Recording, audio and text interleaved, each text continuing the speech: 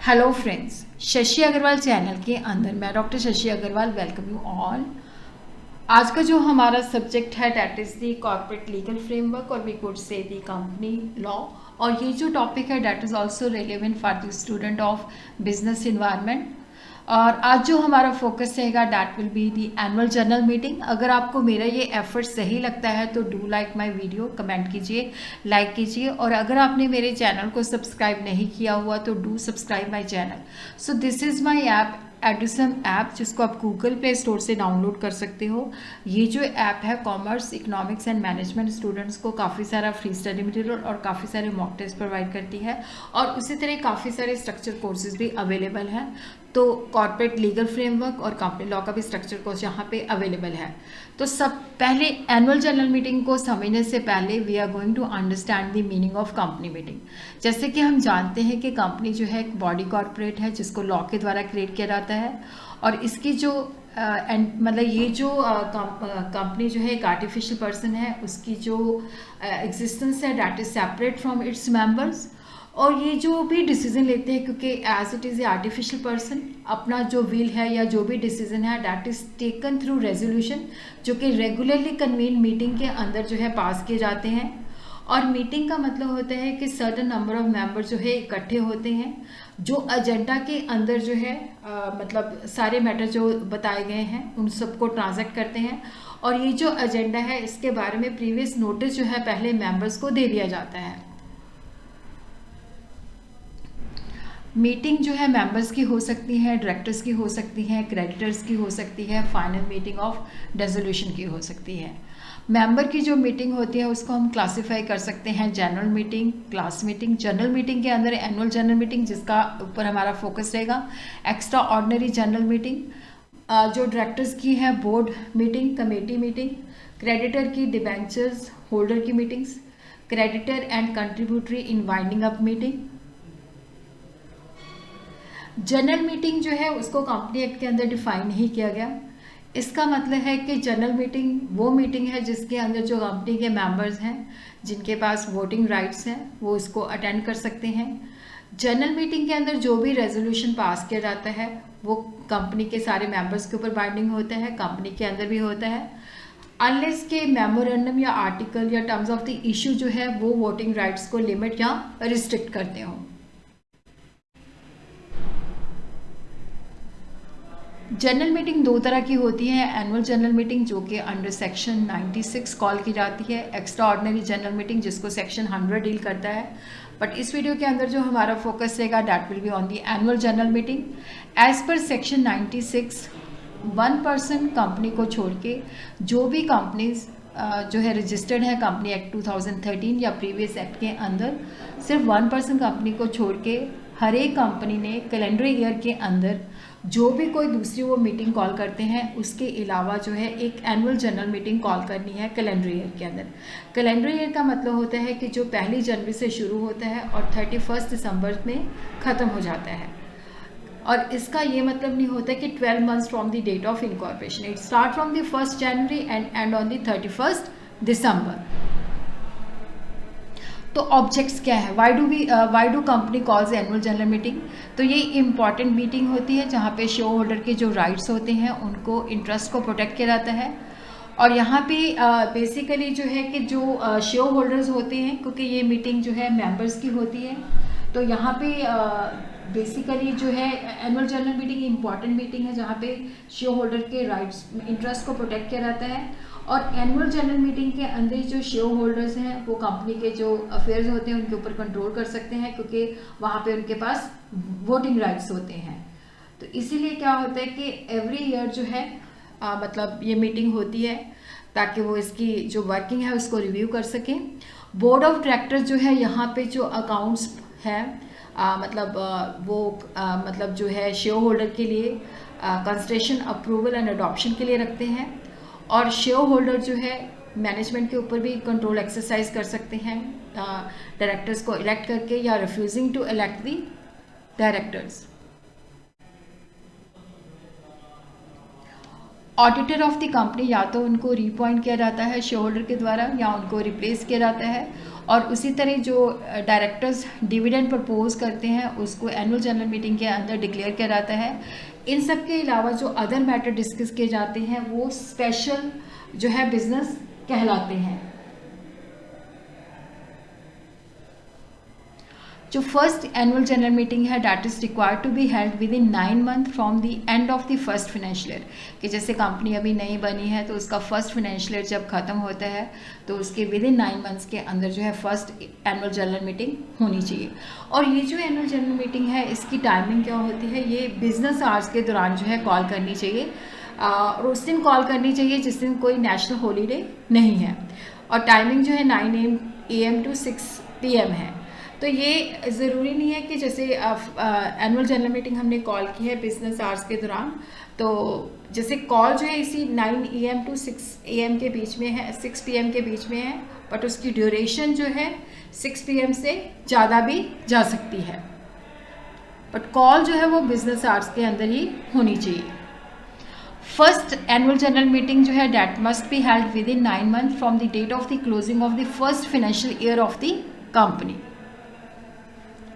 उसके बाद जो नेक्स्ट एनुअल जनरल मीटिंग होती है, देखो हर एक साल जो है एक मीटिंग होनी चाहिए, ये सेपरेट और डिस्टिंक्ट मीटिंग होती है। और जहाँ पे मीटिंग कॉल की जाती है, जैसे मीटिंग कॉल की जाती है और पर्टिकुलर डे पे वो हेल्ड भी होती है और वहाँ पे अर्जन हो जाती है to the date in the next year और उस डेट पे जो है हेल्ड होती है, तो इसका मतलब ये नहीं होता कि वो नेक्स्ट ईयर की मीटिंग है। 2 एनुअल जनरल मीटिंग के अंदर जो गैप है वो 15 महीने से ज़्यादा नहीं होना चाहिए। The gap between 2 annual general meeting must not be more than 15 month. और उसी तरह क्या होता है कि जो सब्सिक्वेंट एनुअल जनरल मीटिंग है जब हमारा फाइनेंशियल ईयर ख़त्म होता है तो उसके विद इन 6 मंथ जो है वो हो जानी चाहिए। और स्पेशल सर्कमस्टांसिस के अंदर जो है रजिस्ट्रार जो है 3 मंथ्स की एक्सटेंशन भी दे देते हैं। तो यहाँ पे हम देखते हैं कि जैसे ABC लिमिटेड है उसकी इनकॉर्पोरेशन डेट जो है 20 अप्रैल 2015 है और जो उसका फाइनेंशियल ईयर है वो ख़त्म होता है 31 मार्च 2016। तो यहाँ पे हम देखते हैं कि जो according to the company act की प्रोविज़न है, तो यहाँ पे जो जब फाइनेंशियल ईयर ख़त्म होता है तो विद इन 9 मंथ्स के अंदर जो है वो मीटिंग हो जानी चाहिए एनुअल जनरल मीटिंग। तो उसके मुताबिक जो हमारी डेट बनती है डैट इज़ 31 दिसंबर 2016 और that is within 9 month from the date of the closing of the first financial year. और फर्स्ट फाइनेंशियल ईयर हमारा कब क्लोज हो रहा है 31 मार्च 2016 को।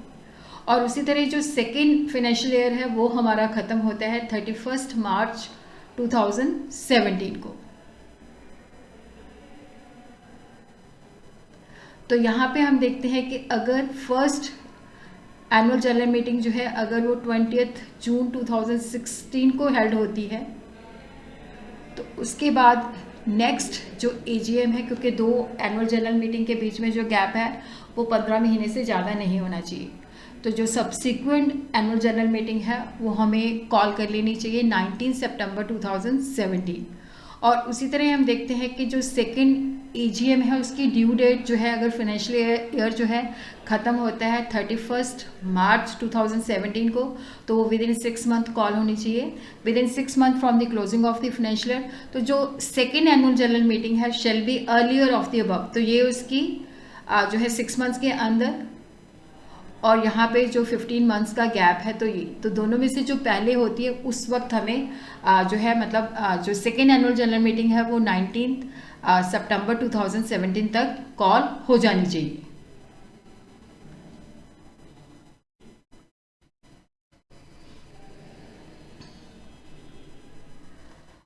और रजिस्ट्रार जो है अगर कोई स्पेशल रीज़न है तो वहाँ पे एनुअल जनरल मीटिंग का जो टाइम है उसको एक्सटेंड कर सकता है not exceeding 3 months. First general meeting को छोड़ के रजिस्ट्रार जो है अगर स्पेशल रीज़न बताए जाए और वो सेटिस्फाइड है तो वहाँ पे वो एनुअल जनरल मीटिंग की एक्सटेंशन जो है नॉट मोर देन 3 मंथ्स मतलब दे सकता है कि for by period not exceeding 3 months. और अगर एनुअल जनरल मीटिंग जो है that is held behind statutory time तो जो ट्रांजैक्शंस वहाँ पे हुई हैं वो वॉइड नहीं होती। और यहाँ पे क्या है कि पेनल्टी लग सकती है विच में एक्सीड टू 1 लाख और एडिशनल फाइन जो है up to 5,000 for every day of default. और जो मीटिंग कॉल करने के लिए प्रॉपर अथॉरिटी है, that is the board of directors, they are the proper authority to call and convene the meeting. Section 97 हमें बताता है कि ट्रिब्यूनल जो है वो भी एनुअल जनरल मीटिंग कॉल कर सकता है। कोई भी मेंबर जो है वो ट्रिब्यूनल को अगर रिक्वेस्ट करता है तो यहाँ पे ये जो रिक्वेस्ट है that should come from the member, company से नहीं आनी चाहिए।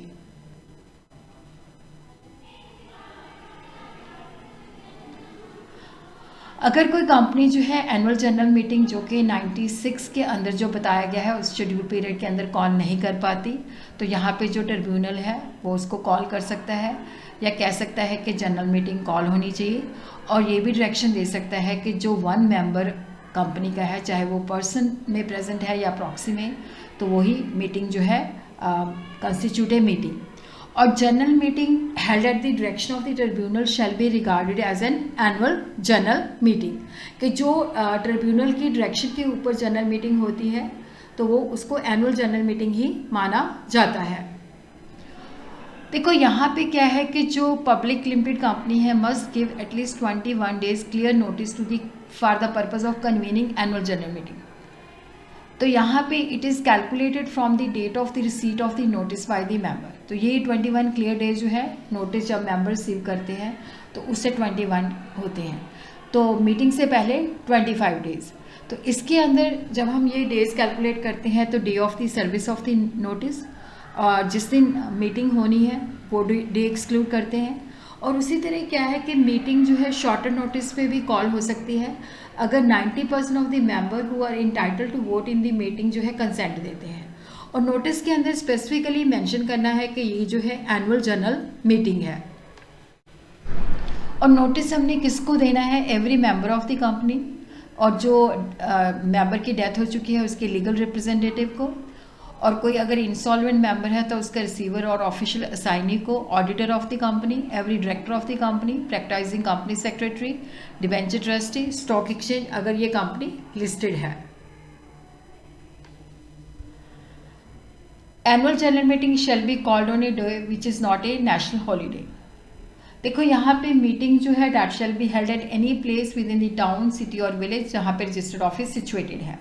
और ये business hours 9 AM to 6 PM जो है कॉल करनी है।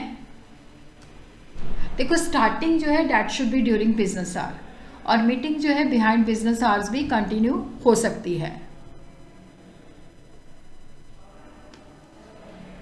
कोरम जो है अगर पब्लिक लिमिटेड कंपनी है तो 5 members personally present, private limited company है तो 2 मेंबर पर्सनली प्रेजेंट।